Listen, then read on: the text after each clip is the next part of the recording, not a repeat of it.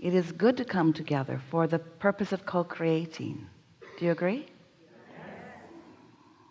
You are knowing what you are wanting? An ever-changing thing? Yeah. Are you appreciating your new desire? Isn't it nice to have a fresh new desire? Do you believe your desire? That's the tricky part, isn't it?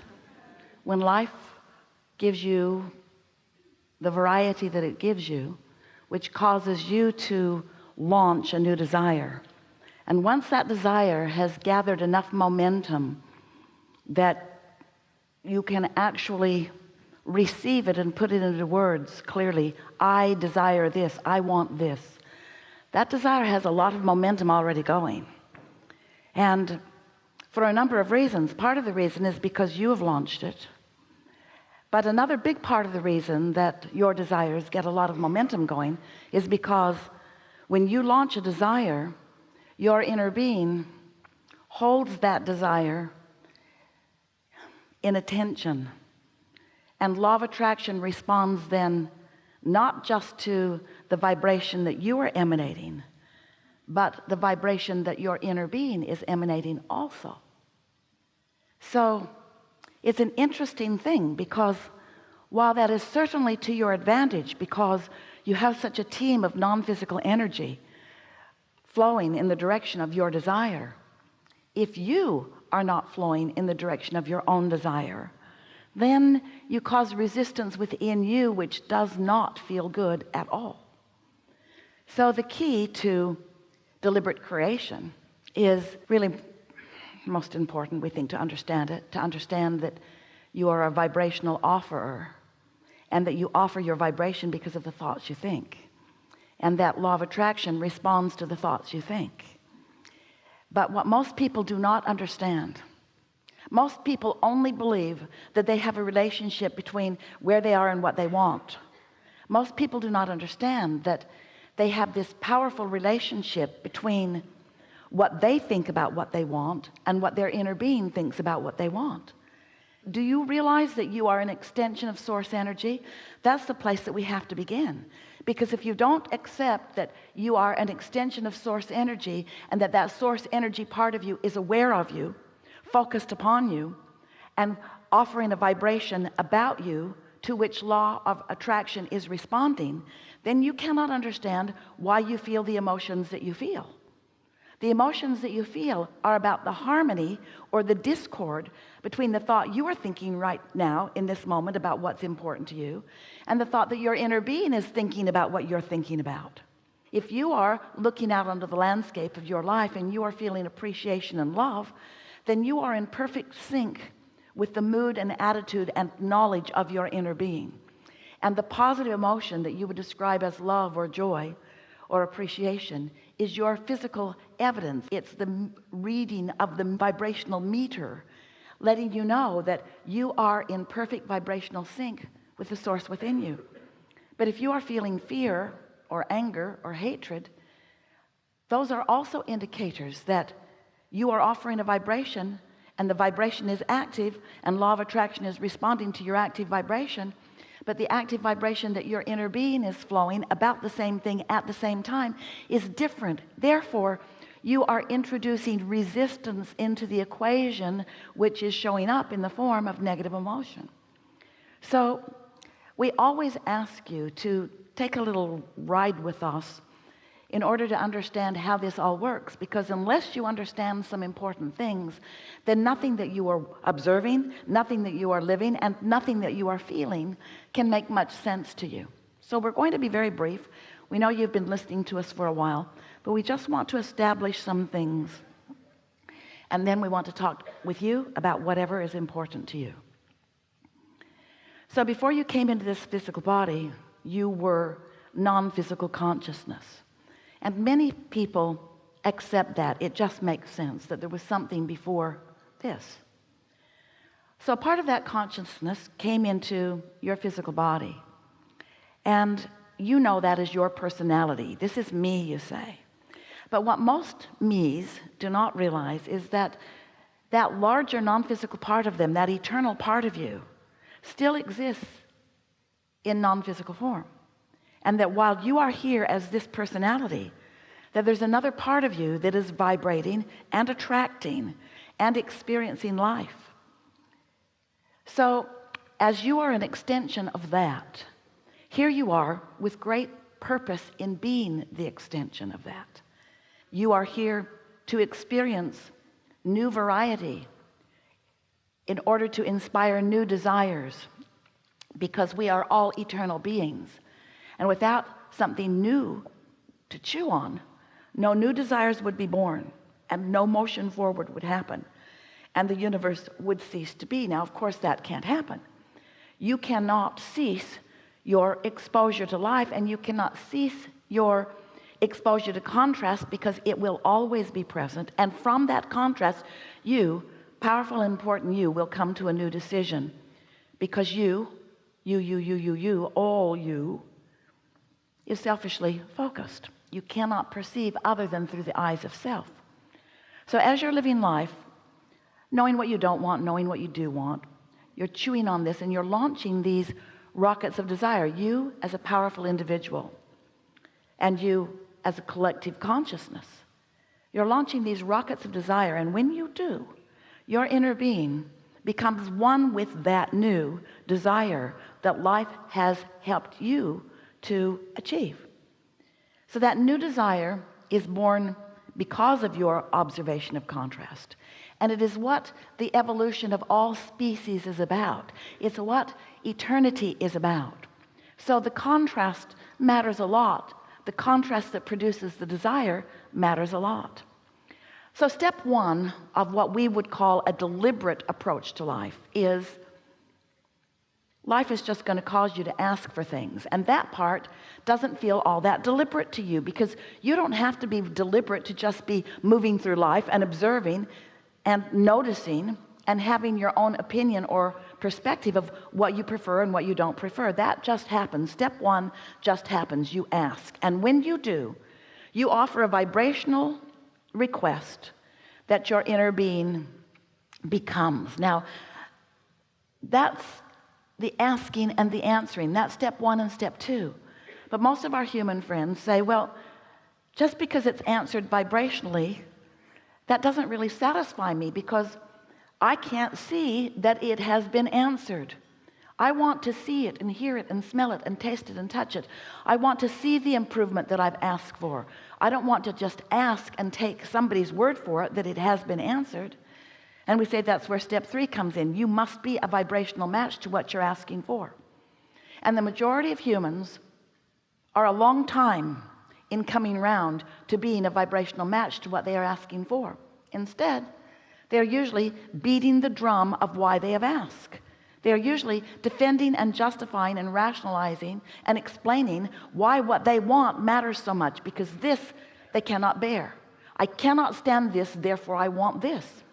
But the interesting thing about that is, when you can't stand this, which means I can't stand it, I can't stand it, I can't stand it, I want this, you're not a vibrational match to what you're asking for. You're a vibrational match to what you can't stand. I can't stand this, I don't want this. So we've been explaining it in a new way recently. We've been saying, when life causes you to ask for something, it's like you are a train on a very flat track. In other words, you're not on a hill, there's no incline, you're out in a nice flat place. And when you ask for something, it's like putting an engine on that end of the train going that way. The end of the train that is the desire, going that way.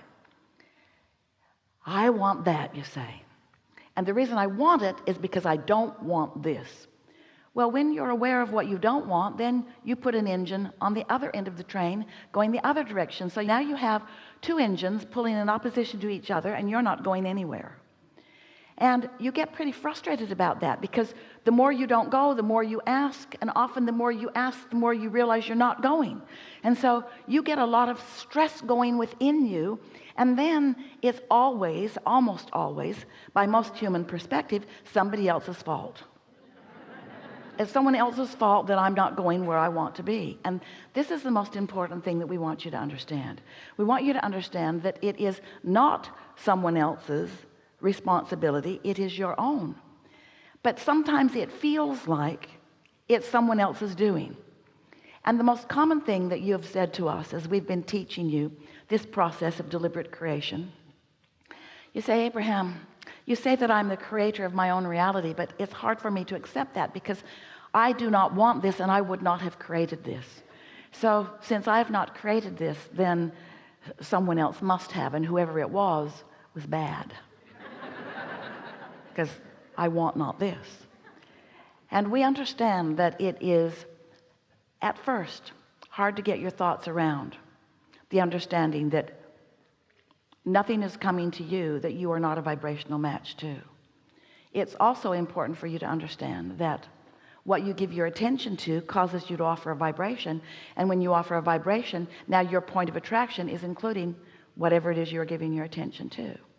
So over time, by caring about how you feel, you can figure out in early subtle stages what you're doing with the engines of your trains. In other words, when you talk about what you want and why you want it, you plunk an engine down and then another. And when you think in terms of anticipation of how it will feel, you plunk another and another and another. But if you, in the early stages of flowing that energy, need a manifestation right now, and you look into the now reality for the manifestation that your heart desires, and you don't see it with your eyes or hear it with your ears, you don't find it with your physical senses, then what most humans do is they give their attention to the very absence of what they want, and in doing so they offer a vibration in contradiction to what they want, and then they don't move toward what they want. They just stand in frustration, in paralyzed frustration against what they want.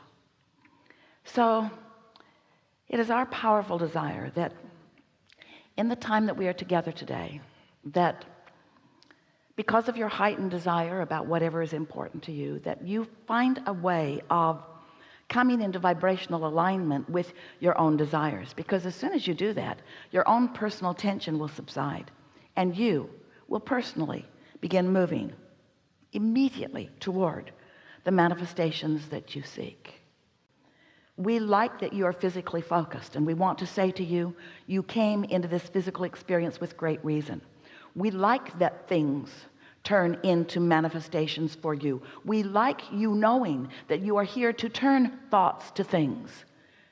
We're not wanting you to get off into some spiritual meditation where you withdraw from life.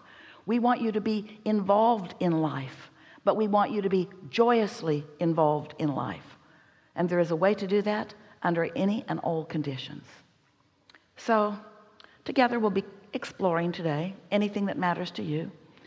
We'll get you pointed toward the unconditional life experience that you must live in order to come into full alignment with who you are. We'll show you how to tune in, tap in, how to plug your toaster in to the electrical current of the universe.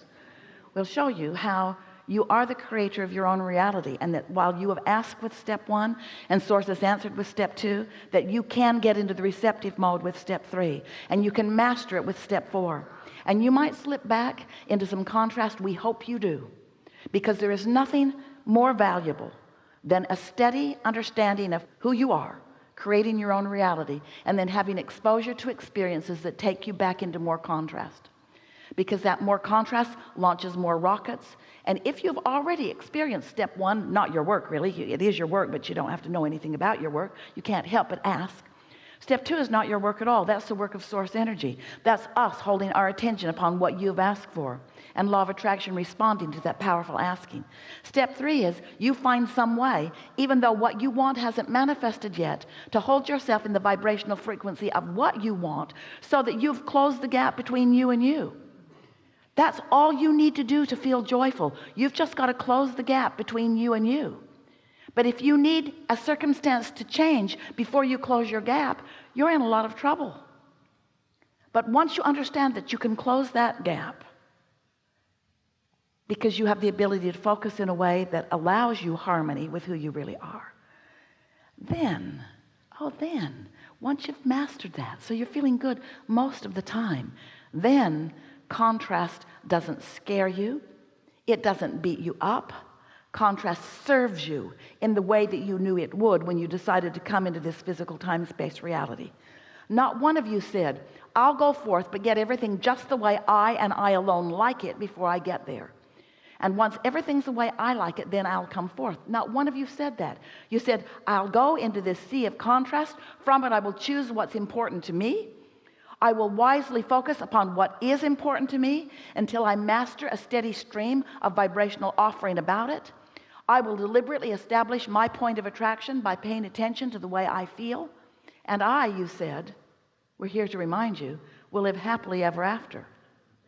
Not because I achieve this manifestation and this one and this one and this one and this one. Not because a manifestation is just what I want and then I observe at it in my joy, a conditional love, but because I hold an image of what I desire, and I hold myself so close to that vibrational frequency that I cease the resistance within me so that the universe converges and the cooperative components align in order to yield to me what is important to me. We're eager to talk to you about anything that matters to you. There is nothing that is off limits. It will be a wonderful unfolding. What do you want to talk about? Stuff. Well, there you are. All right, we've got you.